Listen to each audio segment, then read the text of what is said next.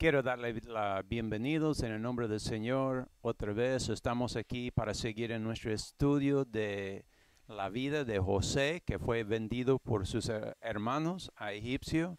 En los primeros dos estudios estuvimos nosotros repasando los sueños que tuvo José. En el tercer estudio estuvimos nosotros tocando el tema de su túnica. Hoy vamos a seguir con otro pedazo de su historia, el viaje a Egipto. Entonces, a medida que nuestra historia continúa, vemos que los hermanos de José finalmente llegaron al punto en que se unen a decidir deshacerse de su hermano menor. Entonces vienen sus hermanos juntos y ellos están haciendo esa decisión que ya se basta de José y lo van a deshacer de él. Vamos a seguir en nuestro estudio. Estamos en Génesis, capítulo 37, y vamos a empezar al versículo 18 al 22. Dice, y cuando ellos lo vieran de lejos, antes que llegara cerca de ellos, conspiraran contra él para matarle, y dijeran el uno al otro, he aquí viene el soñador. Venid pues ahora, matémosle, y echámosle en un pozo, y diremos, alguna mal bestia le devoró, y veremos qué será de sus sueños. Y cuando Rubén oyó esto, lo libró de sus manos, y dijo, no lo matemos. Y les dijo Rubén, no derraméis sangre, echadlo en este pozo que está en el desierto, y no pongáis mano en él, para librarlo así de sus manos, para hacerlo volver a su padre. Entonces, al principio de ese estudio, si recordamos, Jacob mandó José para llevar comida a sus hermanos. Viene José de lejos, sus hermanos le están viendo a él que viene y empezaron a conspirar contra él. Podemos ver que algunos estaban muy conformes en matar a José, pero Rubén no estaba conforme, él no lo quería matar a José, y su deseo más que todo era ver cómo proteger a él para que se podía volver a llevarlo a su papá. Entonces Rubén dio la idea de echar a José en un pozo, y de ahí él estaba pensando en cómo podía salvar a su hermano. Ahora vamos a brincar a San Mateo capítulo 21, versículo 33 al 39, porque como hablé en los otros estudios, hay una cierta paralelo entre la vida de José y Jesucristo mismo. También hay otro paralelo que lo vamos a estar viendo también, no tanto en ese estudio, pero más allá, que habla del pueblo de José y cómo la vida de José representó en cierta manera aún su pueblo. Pero aquí queremos tocar nada más las similaridades en la vida de Jesús mismo.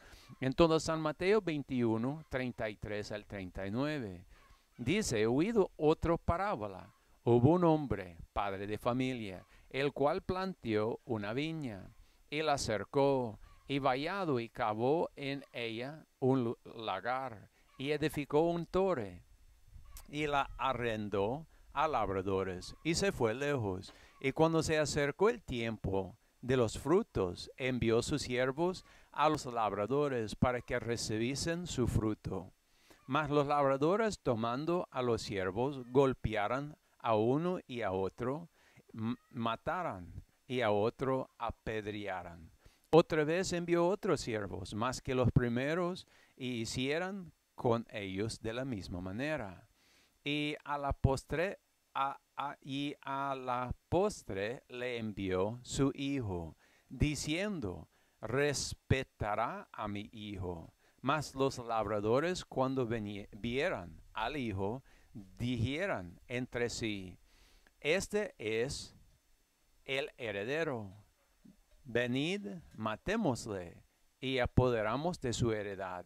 Y tomándole, le echaron fuera de la viña y le mataron. Entonces podemos mirar en esa historia aquí la misma historia que está sucediendo con José. De lejos, vean aquí en versículo 38, los labradores vieran venir el hijo. Aquí está hablando de Jesucristo mismo.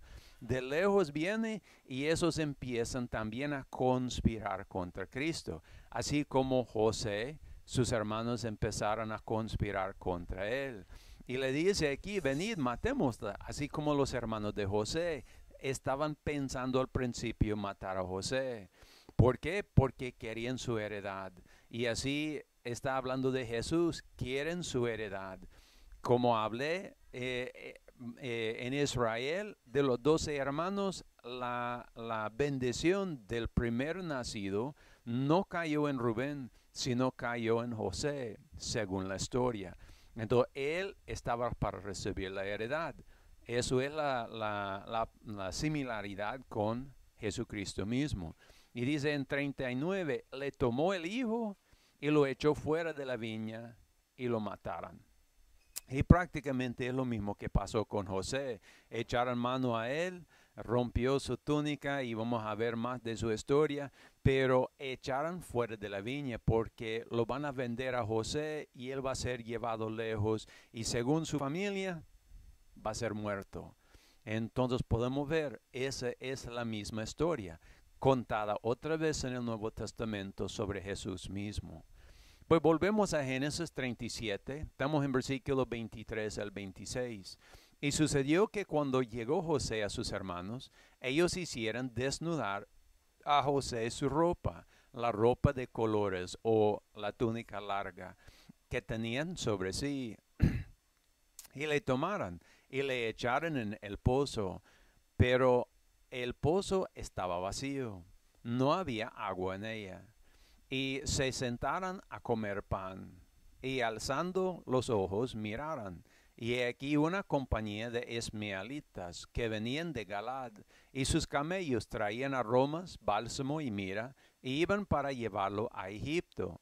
Entonces Judá dijo a sus hermanos, ¿qué provecha hay en que matemos a nuestro hermano y encubrimos su muerto?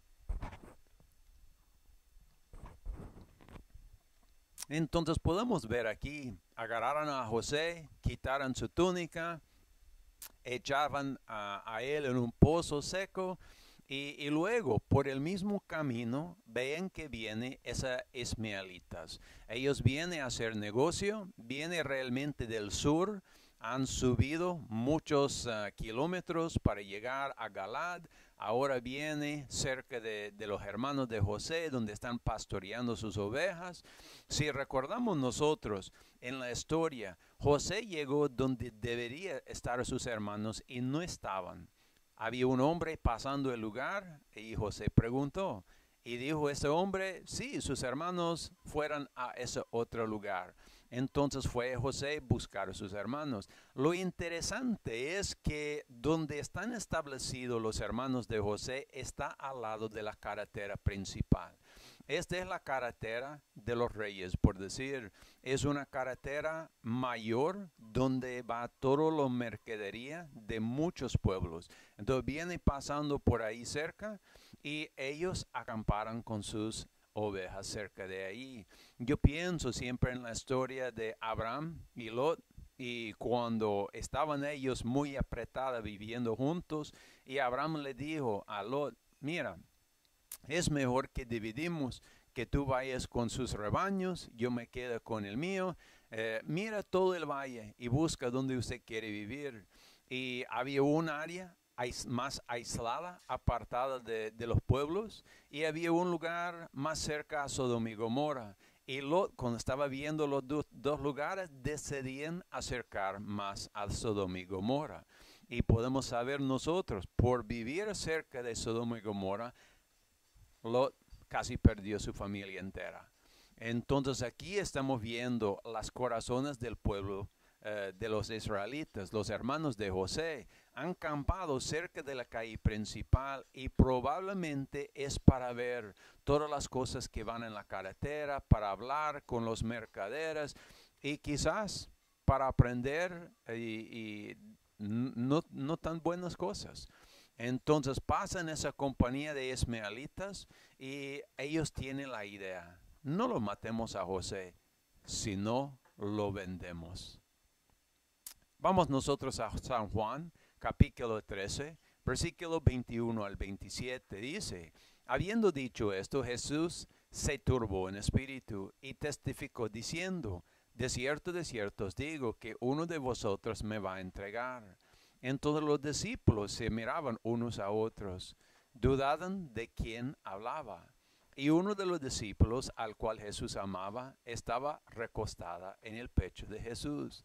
Y pues, hizo señas, Simeón Pedro, para que le preguntase, ¿quién era aquel quien hablaba? Él entonces, recostada en el pecho de Jesús, le dijo, Señor, ¿quién es? Respondió Jesús, a quien yo diré el pan mojada, aquel es. Y mojando el pan, la dio a Judas Iscariote, el hijo de Simeón. Y tras el bocado, Satanás entró en él. Entonces Jesús les dijo, lo que vas a hacer, hazlo pronto. Muy interesante esta historia. Está Jesús sentado a la mesa con sus discípulos comiendo la última cena. Recordamos nuestra historia de José. Viene él a entregar comida a sus hermanos. Entonces, ahí está José con sus hermanos sentada. Ellos van a comer comida. Él está en el pozo. Aquí viene Jesús sentada con sus discípulos y él luego moja el pan y la entrega a Judas. Interesante. ¿Quién quería vender el Señor? Judas. Y esa palabra Judas es el mismo cuando estamos nosotros hablando del hermano de José. Si volvemos atrás a versículo 26 en Génesis, dijo, entonces Judá dijo, esa es el mismo palabra en el hebreo, Judas es el mismo persona bueno, no es el mismo persona, porque estamos hablando entre el Viejo Testamento y el Nuevo Testamento, pero es el mismo nombre en ambos lugares, escrito un poco diferente, quizás para distinguirlas, pero aquí Judá está entregando o tratando de vender José, y aquí en San Juan, Judas Iscariote está tratando de vender nuestro Señor Jesucristo. Entonces podemos ver esos paralelos. Pues seguimos en Génesis 37, versículo 27 al 31. Viendo y vendémosle a los ismaelitas, y no sea nuestra mano sobre él, que nuestro hermano es nuestra carne. Y sus hermanos acordaron con él. Y cuando pasaron los mercaderes midianitas, sacaron ellos a José del pozo y le trajeron arriba. Y le vendieron a los ismaelitas por 20 piezas de plata. Y llevaron a José a Egipto. Y Rubén volvió al pozo. Y he aquí José no estaba en el pozo. Y rasgó sus vestiduras. Y volvió a sus hermanos y dijo, el joven no aparece. Y yo, ¿a dónde iré yo? Entonces tomarán ellos la túnica de José y degollarán un cabrito de las cabras y teñieran la túnica con la sangre. Entonces José animó a sus hermanos, ya no matemos a José, sino vendemos a él, ganemos un dinero, un provecho. Cuando pasaban los midianitas, estamos hablando nosotros y vamos a ver eso en uno de los próximos pancartas cuando vemos la mapa. Son midianitas, ismaelitas, está hablando uno de la región, uno está hablando del pueblo. Entonces son midianitas o son ismaelitas viviendo en la tierra de Midian y van viajando ellos haciendo su mercadería. Entonces a ellos lo vendieron por 20, lo vendieron a José por 20 piezas de plata. Rubén no estaba presente, no estaba de acuerdo él con nada de eso. Llegó él al pozo a tratar de librar a José y no está José. Dice, rompió o rasgó su vestidura. Entonces, sus hermanos tomó el vestidura de José, su túnica, también lo rascaron, lo rompieron y luego lo teñieran la túnica con sangre. Entonces podemos ver otra vez esos paralelos.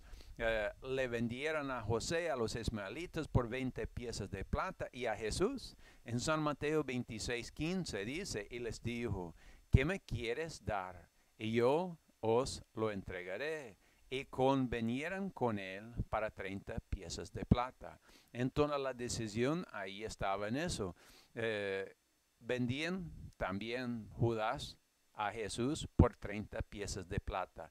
He leído algunos comentarios sobre eso y hay algunos que son de la opinión que los 20 piezas de plata por la cual vendió José y las 30 piezas de plata por la cual vendió Jesús realmente era equivalente. La distinción es por el periodo de tiempo y cómo los dineros devalúan. No sé si es cierto o no, pero es muy interesante que las mismas cosas estaban sucediendo. Pues como una sombra del verdadero Mesías, vemos que José fue vendido tal como lo fue Jesús. Y tenemos este pasaje en Zacarías 11:12. Es la profecía. Dice, y les dijo, si os parece bien, dame mi salario, y si no, dejadlo. Y pesaran por mi salario 30 piezas de plata. Y esta es la profecía sobre lo que iba a hacer Judas sobre Jesús cuando él la vendió. Pero podemos ver que también aplica en cierta manera a José. Bien, aquí está nuestro mapa del Medio Oriente. Puede ver la línea roja que va empezando en Midian. Es la región, está en Arabia Saudita, al sur de Cisjordán. Empezó los ismaelitas aquí en Midian, empezaban a viajar casi directamente norte a llegar a Gilead, ahí recogieron a José y luego iban bajando sur oeste hasta Egipcio, donde lo vendió. Entonces ahí está nuestro mapa y el ruta más o menos que hubieran tomado esa gente. Volvemos a Génesis 37, estamos en versículo 32 al 36. Dice, y enviaran la túnica de colores o la túnica larga y la trajeran a su padre y dijeran, esto hemos hallado, reconoce ahora si es o no la túnica de tu hijo. Y él la reconoció y dio la túnica y dijo, la túnica es de mi hijo. Alguna mala bestia la devoró. José ha sido despedazado. Entonces Jacob rasgó sus vestiduras y puso cilicio sobre sus lomos y se enlutó por su hijo muchos días. Y se levantaron todos sus hijos y todas sus hijas para consolarlo, pero él no quiso recibir consuelo. Y dijo, ¿por qué yo descenderé enlutado a mi hijo hasta la sepultura? Y lo lloró su padre. Y los midianitas lo vendían a Egipcio, a Potifar, oficial de Faraón, capitán de la guardia. Y es interesante cuando estamos imaginando las similaridades entre José y Jesús, pues sabemos cuando Jesús fue entregado y los sacerdotes del templo lo llevaron. Dice que golpeaban a Jesús, dice que pegaban y bueno, sabemos que los soldados herían mucho a Jesús. De seguro cualquier vestuario que él tenía puesto estaba también teñido en sangre. Entonces podemos ver siempre esos paralelos, aunque José quizás no recibió los golpes por la sangre que estaba en su túnica, pero podemos ver que la túnica iba a tener sangre. Y eso sabemos, la ropa que andaba Jesús cuando fue entregado después del trabajo de los soldados estaba también teñido de sangre. Y luego nos dice, Jacob rasgó sus vestiduras, él rompió sus vestiduras. Y vamos a hablar un poco más de eso, porque podemos ver que eso era una gran tristeza para Jacob. Muy bien, ahí nos habla que José ya está vendido por los medianitas en Egipto a un hombre que se llama Potifar, oficial del faraón, capitán de la guardia. Pues, ¿qué es el simbolismo espiritual de los antiguos cuando rasgaron su ropa? Tenemos en esta historia 3 prendas rasgadas. Primero la túnica de José, luego la túnica de Rubén y finalmente la túnica de Jacob. Cuando tomamos en cuenta 1 Samuel 15, 26 al 28, 1 Reyes 11, 29 al 31 y 2 Samuel 1, versículo 1, 2 y 11, podemos ver que el rasgado de la ropa a menudo tenía unos significados diferentes. Primero, tenía que ver con el luto o la tristeza. Quiere decir, cuando uno estaba muy triste, muy conmovido por dentro por algo que había sucedido, lo podía romper su vestidura mostrando esa emoción. Y de seguro, en el caso de Rubén y el caso de Jacob, eso era parte de la razón por qué rompieran sus vestuarios. Pero hay algo más que tenemos que ver en eso. Y yo no lo estoy diciendo que ese es un pedazo de profecía, pero yo puedo ver cómo podía ser. Dice, y segundo tenía que ver con la división profética de los reinos. Entonces, Jacob rasgó su abrigo, su túnica, ¿no? ¿Su reino finalmente fue dividido? Sabemos que sí. Sabemos que ya el hijo de Salomón, cuando él empezó a reinar, causó una división en el pueblo de Israel. Aproximadamente 10 tribus se recolectaron en el norte bajo el mando de Efraín, más que todo. 2 tribus, más que todo, quedó en el sur, Judá y Benjamín. Entonces el reino fue dividido. Y sabemos que los 10 tribus al norte fue llevado por Asiria primeramente, y luego los 2 tribus al sur fueron llevados por Nabucodonosor y Babilonia. Y después de un tiempo, sabemos, bajo Nehemías y Esdras, podían ellos regresar de Babilonia, reconstruir un poco Israel, Jerusalén y el templo, no reconstruir en todo completo, pero un poco lo reconstruyen. Y sabemos que fue hasta el Imperio Romano que ya por fin los otros tribus fueron repartidos y destruidos. Pero sí, quedó dividido el reino de Jacob, sus 12 tribus. Y luego la túnica de José también fue rasgado. No, lo siento, no por su propio gusto, pero sí fue rasgado. Y eso es importante. Su tribu finalmente se dividió y fue sangrientado. Y eso podemos ver que sí, también es algo verdadero. Vamos a ver que la primogenitura pasó a José, y de José en línea derecho era que pasaba a Manasés, pero no pasó a Manasés directamente, sino, y vamos a ver ese pasaje luego, pero su padre Israel, cuando iba a dar la primogenitura a Manasés, cruzó sus brazos. En lugar de poner sus brazos como tenía que ponerla, el mano derecha sobre Manasés recibiendo la primogenitura, la izquierda nada más una bendición sobre Efraín. Él cruzó sus brazos y dice que él dio el mayor parte de la primogenitura a Efraín. Lo raro y lo distinto es que normalmente la primogenitura iba al primer nacido. Toda la primogenitura iba a él. Y eso no es el caso en José. La primogenitura fue dividido en ese momento, porque Manasés también, como Efraín, fue puesto como hijos de Israel. Y Efraín recibió la mayor parte de la primogenitura, la mayor parte de la bendición. Manasés recibió una menor parte. Y vamos a ver más de eso enseguida. Y ya por último, Rubén también rasgó su abrigo. Y hacemos la pregunta, ¿su tribu finalmente fue dividido?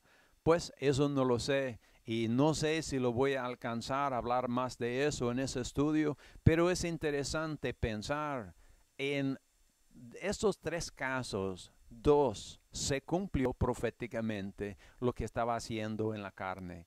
Rubén cumplió, pues de eso debemos estar pensando. Quizás usted puede ir a buscar y estudiar sobre eso y puede mandarme su opinión. ¿Qué pasó con el tribu de Rubén? Pues seguimos. La túnica de José es rasgado, eso sabemos. Su tribu finalmente fue dividido. Esto es lo que encontramos en la bendición de Jacob a José. Recuerde, él dio una bendición a Manasés y Efraín, pero también dio una bendición a José. Y ese es Génesis 49, 22 al 23. Dice, rama fructífera es José, rama fructífera junto a fuente, cuyos vástagos se extienden sobre el muro y le causarán amargura y le asetiaran y le aborrecieran los arqueros. Esto toca dos puntos. Uno, que el tribu de José eventualmente pasará sobre una pared. Quiere decir, donde estaba José, había cerca de él una pared, una división. En el inglés dice un fuente de agua, un pozo, y no es algo por lo cual él puede ir ni a la derecha ni a la izquierda para ir a un lado de ese pozo o ese cuerpo de agua o ese muro, sino es algo que él tiene que ir por encima. Es grande como un mar. Entonces podemos ver que él pasa al otro lado de ese muro. Sabemos en el mismo bendición de José sobre la tierra prometida, José recibió dos porciones de herencia, porque era doble su porción, pero aún sabemos que recibió una tercer pedazo, porque tenemos la historia del libro de Mormón, sabemos que Lehi venía del tribu de José con su familia, cruzaron las aguas, el mar, el muro, por decir, llegaron a las Américas y se establecieron aquí en las Américas, entonces recibiendo una tercera bendición. Y eso tiene que ver mucho en la historia de la cual estamos leyendo. Pero en la otra pedazo, el 2, dice, José estaría muy afligido por las batallas. Ambos puntos tocan con el resto de la historia de José. Dice, causaran amargura y le asetiaran y lo aborrecieran los arqueros. Entonces habla de esos pleitos que iban a estar aún dentro del mismo pueblo de José. Y eso es importante. Otra vez la túnica de José, pues podemos ver en Oseas, capítulo 5, versículo 14 y 15, también un pedazo de profecía. Dice versículo 14, porque yo seré como león a Efraín y como cachorro de león a la casa de Judá. Y yo arrebataré y andaré, tomaré y no habrá quien librarte. Andaré y volveré a mi lugar hasta que reconozcan su pecado y buscan mi rostro en su angustia. Temprano me buscarán. Quiere decir aquí, esa habla del día en que Efraín y los 10 tribus del norte serán arrancados de Israel y esparcidos por todo el mundo. Pero es el trabajo de Dios que está haciendo. Dice, arrebataré, andaré, tomaré y no hay quien librará. Y está refiriendo aquí simbólicamente como si fuera un león atacando. Y sabemos si un león ataca a uno, va a haber mucha sangre. Entonces ahí va apuntando otra vez a esa sangre que está en la túnica de José. Pues ahora vemos la bendición que está en Génesis 48, versículo 17 al 20. Ya eso tiene que ver con Manasés y Efraín. Dice, pero al ver José que su padre ponía la mano derecha sobre la cabeza de Efraín, le causó este disgusto y así la mano de su padre para mudarle sobre la cabeza de Efraín a la cabeza de Manasés. Recuerda, el mano derecha tenía que estar en Manasés como primogénito. Y dijo José a su padre, no así, padre mío, porque este es el primogénito, pon tu diestra sobre su cabeza. Mas su padre no quiso y dijo, lo sé, hijo mío, lo sé. Y si vemos lo demás de este pasaje, si tú tienes su Biblia abierta, puede ir atrás y leer los versículos anteriores. Va a ver que Jacob, su ojo, su vista, su capacidad de ver carnalmente está muy turbada. Aún él no conoce los hijos de José cuando vienen por sus dificultades en poder leer, poder ver. Entonces, cuando él está cruzando sus manos para dar la bendición, tiene que ser algo espiritual en su corazón, no es algo por la mente de él, porque él no puede ver ni saber quién es quién. Él nada más está haciendo una acción basado en lo espiritual y lo profético. Dice en 19, mas su padre no quiso y le dijo, lo sé, hijo mío, lo sé, también él vendrá a ser un pueblo y será también engrandecido, pero su hermano menor será más grande que él, y su sementeré será multitud de naciones. Y los bendijo aquel día diciendo, en ti bendecirá Israel, diciendo, Dios te haga como Efraín y como a Manasés, y puso a Efraín delante de Manasés. Entonces Israel cruzó sus manos, dio la mayor parte de la bendición a Efraín, pero aún dio una parte también a Manasés. Como lo dijo, es un poco extraño, porque mayormente la primogenitura iba al primer hijo y solo a él. Pero aquí está repartiendo dos pedazos, nada más distinto. Hablando de Manasés, dice, vendrá a ser un pueblo, pero un pueblo importante en el mundo. Pero el otro, Efraín, será multitud de naciones. Quiere decir que él más bien está encabezando a muchos grupos, un grupo grande de diferentes naciones. Entonces podemos nosotros comparar en el principio cuando los tribus dividieran, los 10 tribus al norte fueran dominados mayormente por el tribu de Efraín. Aunque no eran varias naciones, era una sola nación, pero cuando vino Asiria y lo esparció todo el pueblo de Israel, los 10 tribus del norte, entonces en algún momento Efraín llegó a ser cabeza de varias naciones. Y eso es algo interesante para pensar. Cuando pensamos allá en Europa, pensamos en el Medio Oriente, pensamos en toda aquella región, podemos pensar dónde está encabezando una nación sobre varias naciones. Es algo para pensar. Ahora, así que miramos el periodo del tiempo en el que desarrolla nuestra historia. ¿Qué faraón está vivo y en el poder? Este periodo de tiempo, cuando José está siendo llevado a Egipcio, se llama el Reino Medio. Hay 3 periodos de tiempo más importantes en la historia de Egipcio en el Viejo Testamento. Estamos en el Reino Medio, se llama, y aproximadamente, según todos los puntos arqueológicos que están saliendo, tenemos que estar en la dinastía 12. Hay varias dinastías, diferentes reinos que han venido. Estamos nosotros en el 12. Y quiere decir que está reinando Amenemhat 1 o Amenemhat 3. Y eso es importante. Aproximadamente en 1700 a 1600 el año. Es el periodo de tiempo que estamos viendo cuando llega José allá.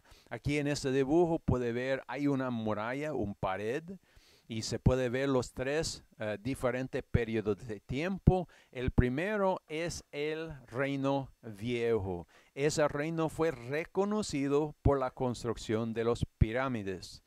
El reino medio, lo que está en media, fue reconocido por arte y literatura.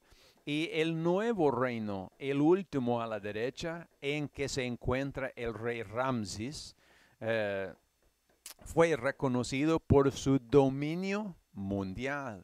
Entonces, según todas las evidencias que tenemos hasta el momento, José viene a Egipto durante el 12, el dinastía 12 en egipcio, o aproximadamente alrededor del tiempo 1720 a 1670.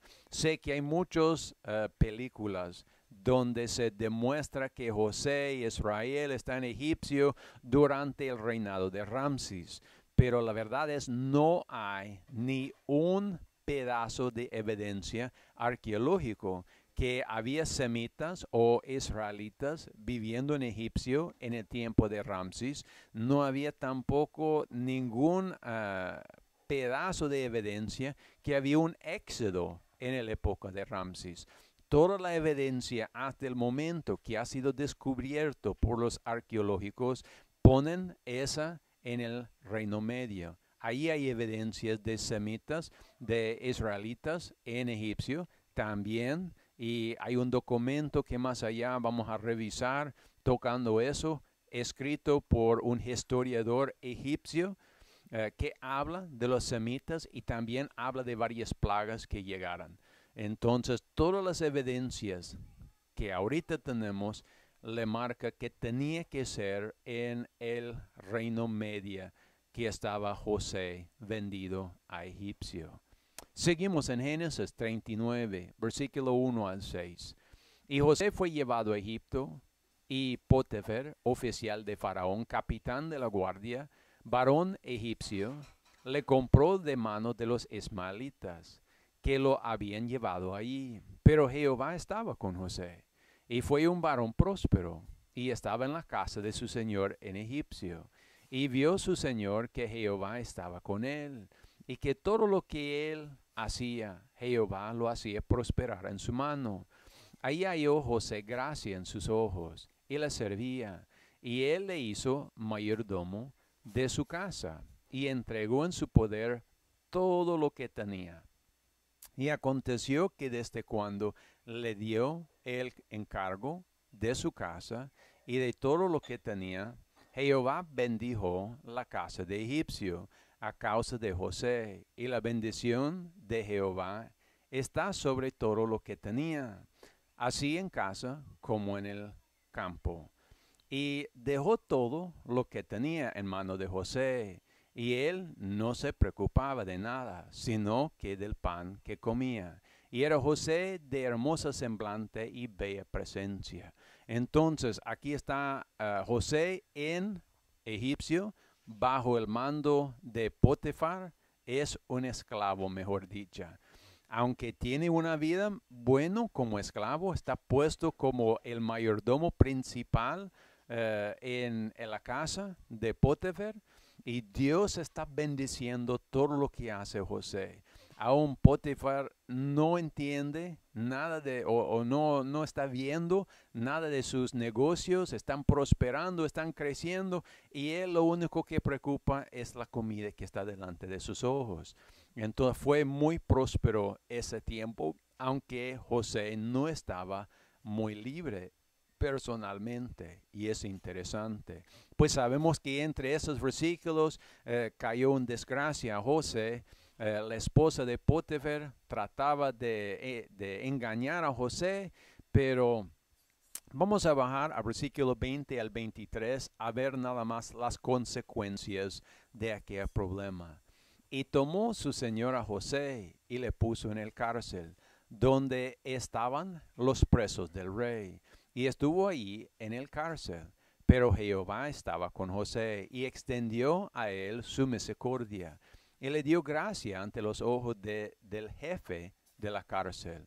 Y el jefe de la cárcel entregó en manos de José todos los presos que había en aquella prisión. Todo lo que hacía él lo dirigía.